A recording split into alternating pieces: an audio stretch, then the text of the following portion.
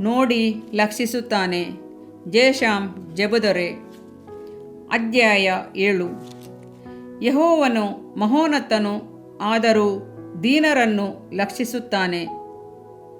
ಕೀರ್ತನೆ 138:6. ಕರ್ತನು ಕೃಪೆಯನ್ನು ಅನುಗ್ರಹಿಸುತ್ತಾನೆ, ದೀನರನ್ನು ಆಶೀರ್ವದಿಸುತ್ತಾನೆ. ಹೌದು, ದೀನರು ದೇವರ ದೃಷ್ಟಿಯಲ್ಲಿ ಬಹಳವಾಗಿ ಅಮೂಲ್ಯರು, ಬೆಲೆಯುಳ್ಳವರು ಆಗಿದ್ದಾರೆ. ಈ ಪ್ರಪಂಚದಲ್ಲಿ ಸಾಧಾರಣವಾಗಿ ದೀನರಾಗಿರಲು ಇಷ್ಟಪಡುವುದಿಲ್ಲ. ತಮ್ಮ ಹೆಸರುಗಳು, ಪದವಿಗಳು ಎಲ್ಲೆಲ್ಲೂ ಮುಂದೆ ಇರಬೇಕೆಂದು ಇಷ್ಟಪಡುತ್ತಾರಷ್ಟೆ. ನಾನು ಇಂತಿಂಥ ಕುಟುಂಬಕ್ಕೆ ಸೇರಿದವನು, ನನ್ನ ವಂಶ ಇಂಥದು, ಇಂಥ ಪಂಗಡದವನು ಎಂದೆಲ್ಲ ಹೆಮ್ಮೆಯಿಂದ ಎದೆತಟ್ಟಿಕೊಂಡು ಹೇಳಿಕೊಳ್ಳುತ್ತಾರಷ್ಟೆ. ಇನ್ನೂ ಕೆಲವರು ಈ ಲೋಕದ ವಿಷಯವಾಗಿ ನಾನು ಸಾಧಿಸಿರುವೆ ಎಂದಲ್ಲ ಬಹಳ ಹೆಮ್ಮೆಯಿಂದ ಹೇಳಿಕೊಂಡು ಸಮಯವನ್ನು ವ್ಯರ್ಥ ಮಾಡುತ್ತಾರೆ. ಆದರೆ ತಮ್ಮ ಕೊರತೆಗಳನ್ನು ಎತ್ತಿ ಹಾಡಲು ಯಾರೂ ಇಷ್ಟಪಡುವುದಿಲ್ಲ. ಮನುಷ್ಯನು ಯಾವಾಗಲೂ ತಾನು ಉನ್ನತ ಪದವಿಯಲ್ಲಿ ಇರಬೇಕೆಂದು ಇಷ್ಟಪಡುತ್ತಾನೆ. ಆದರೆ ಕರ್ತನ ದೃಷ್ಟಿಯು ಬೇರೆ.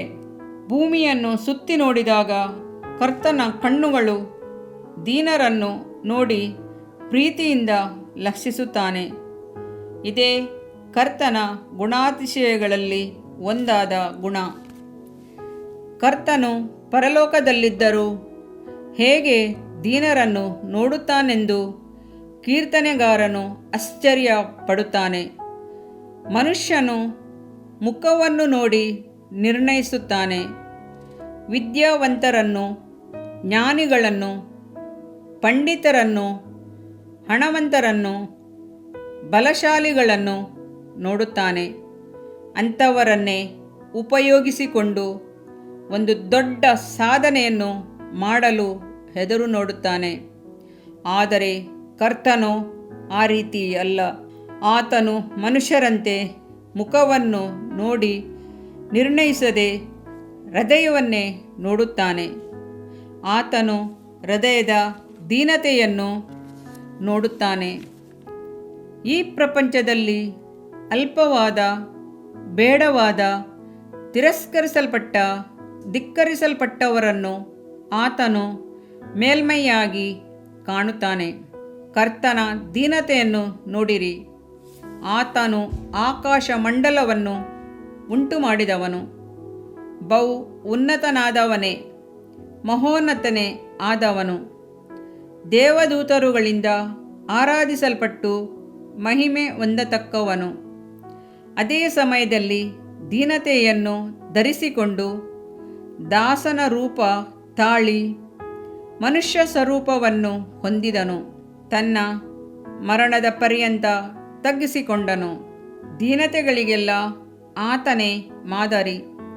ಆತನು ತನ್ನ ಸೇವೆಯನ್ನು ಮಾಡಲು ದೊಡ್ಡವರನ್ನಾಗಲಿ ಅಥವಾ ದೂತರನ್ನಾಗಲಿ, ಕೆರೂಬಿಗಳನ್ನಾಗಲಿ, ಸೆರಾಫಿಯರನ್ನಾಗಲಿ ಅಪೇಕ್ಷಿಸಲಿಲ್ಲ. ತಾನು ಉಪಯೋಗಿಸಲು ದೀನರನ್ನೇ ನೋಡಿ ಆಯ್ದುಕೊಳ್ಳಲು ಇಷ್ಟಪಟ್ಟನು. ದೇವಮಗುವೇ, ಈ ಲೋಕದಲ್ಲಿ ನಿನಗೆ ಹಣ, ಆಸ್ತಿ, ಅಂತಸ್ತು ಇಲ್ಲದೇ ಇರಬಹುದು. ಆದರೆ ದೇವರ ಬಳಿ ನೀನು ದೀನನಾಗಿ ನಡೆದುಕೊಳ್ಳುವಾಗ ಕರ್ತನು ಬಹು ಬಲವುಳ್ಳವನಾಗಿ ನಿನ್ನನ್ನು ಉನ್ನತ ಮಟ್ಟಕ್ಕೆ ತಂದು ಆಶೀರ್ವದಿಸಲು ಶಕ್ತನಾಗಿರುವನು. ಕರ್ತನ ಮುಂಭಾಗದಲ್ಲಿ ನೀನು ತಗ್ಗಿಸಿಕೋ, ದೀನನಾಗಿರು. ಆಗ ಆತನು ನಿನ್ನನ್ನು ಉನ್ನತದಲ್ಲಿರಿಸುವಾಗ ಅದನ್ನು ಯಾರೂ ತಡೆಯಲು ಸಾಧ್ಯವಿಲ್ಲ. ದೀನತೆಯಿಂದ ನೀನು ನಡೆಯುವಾಗ ನಾವು ನೆನೆಸದ ರೀತಿಯಲ್ಲಿ ಆರ್ಥಿಕವಾಗಿ ನಿನ್ನನ್ನು ಉನ್ನತದಲ್ಲಿರಿಸುತ್ತಾನೆ. ನಾನು ಈಗ ನಿಮಗೆ ಬೋಧಿಸುವ ಮಾತುಗಳನ್ನು ನೀವು ಬಿಟ್ಟು ಎಡಬಲಕ್ಕೆ ತೊಲಗದೆ ಬೇರೆ ದೇವರುಗಳನ್ನು ಅವಲಂಬಿಸದೆ ನಿಮ್ಮ ದೇವರಾದ ಯೆಹೋವನ ಆಜ್ಞೆಗಳಲ್ಲೇ ಇತರರಿಗೆ ನಿಮ್ಮನ್ನು ಅಧೀನ ಮಾಡದೆ ಎಲ್ಲರಿಗೂ ಶಿರಸ್ಸನ್ನಾಗಿಯೇ ಮಾಡುವನು. ನೀವು ಎಲ್ಲರಿಗಿಂತಲೂ ಮೇಲಣದವರಾಗುವಿರೇ ಹೊರತು ಕೆಳಗಣದವರಾಗುವುದಿಲ್ಲ. ಧರ್ಮೋಪದೇಶಕಾಂಡ 28:14. ಆತನು ನಮ್ಮ ಮೇಲೆ ಅತಿಶಯವಾದ ಕೃಪೆಯನ್ನು ಇಡುತ್ತಾನೆ. ಆದುದರಿಂದ ದೇವರು ಅಹಂಕಾರಿಗಳನ್ನು ಎದುರಿಸುತ್ತಾನೆ, ದೀನರಿಗಾದರೂ ಕೃಪೆಯನ್ನು ಅನುಗ್ರಹಿಸುತ್ತಾನೆ ಎಂದು ಶಾಸ್ತ್ರವು ಹೇಳುತ್ತದೆ. ಯಾಕೋಬ 4:6. ಇದರಿಂದ ನಿನ್ನ ದೇಹಕ್ಕೆ ಆರೋಗ್ಯವು, ಎಲುಬುಗಳಿಗೆ ಸಾರವು ಉಂಟಾಗುವವು. ಜ್ಞಾನೋಕ್ತಿಗಳು 3ನೇ ಅಧ್ಯಾಯ 8ನೇ ವಾಕ್ಯ. ಪ್ರಿಯ ವೀಕ್ಷಕರೇ ಮತ್ತು ಕರ್ತನಲ್ಲಿ ಸಹೋದರ ಸಹೋದರಿಯರೇ, ನೀವು ನಮ್ಮ ಈ ಕಾರ್ಯಕ್ರಮವನ್ನ ವೀಕ್ಷಿಸಿದ್ದಕ್ಕಾಗಿ ದೇವರ ನಾಮದಲ್ಲಿ ನಿಮಗೆ ವಂದನೆಗಳು. ದೇವರ ವಾಕ್ಯವು ನಮ್ಮ ಎಲುಬಿಗೆ ಬಲವು ಸಾರವೂ ಆಗಿದೆ ಎಂದು ಸತ್ಯವೇದವು ಹೇಳುವಂತೆ ಈ ಕಾರ್ಯಕ್ರಮವು ನಿಮಗೆ ಆಶೀರ್ವಾದಕರವಾಗಿದೆ ಎಂದು ನಂಬುತ್ತೇವೆ. ಪ್ರಿಯ ವೀಕ್ಷಕರೇ, ನಮ್ಮ ಈ ಸೇವೆಗಾಗಿ ಪ್ರಾರ್ಥಿಸಿರಿ ಮತ್ತು ಎಲ್ಲಾ ಕಾರ್ಯಕ್ರಮಗಳನ್ನ ಇತರರೊಂದಿಗೆ ಶೇರ್ ಮಾಡಿರಿ. ಅದೇ ರೀತಿಯಾಗಿ ನಮ್ಮ ಈ ಯೂಟ್ಯೂಬ್ ಚಾನೆಲ್ ಅನ್ನು ಸಬ್ಸ್ಕ್ರೈಬ್ ಮಾಡಿರಿ ಹಾಗೂ ಲೈಕ್ ಮಾಡಿ. ನಿಮ್ಮ ಅನಿಸಿಕೆಗಳನ್ನು ಕಮೆಂಟ್ ಬಾಕ್ಸ್ನಲ್ಲಿ ನಮಗೆ ತಿಳಿಯಪಡಿಸಿ. ನಮ್ಮ ಸಂಖ್ಯೆ 7022104605. ಈ ಸಂಖ್ಯೆಗೆ ಕರೆ ಮಾಡಿರಿ. ಒಬ್ಬ ಪಾಪಿಯ ಪ್ರಾರ್ಥನೆ. ಯೇಸುವನ್ನು ರಕ್ಷಕನಾಗಿ ಅಂಗೀಕರಿಸಲು ಮಾಡಬೇಕಾದ ಪ್ರಾರ್ಥನೆ.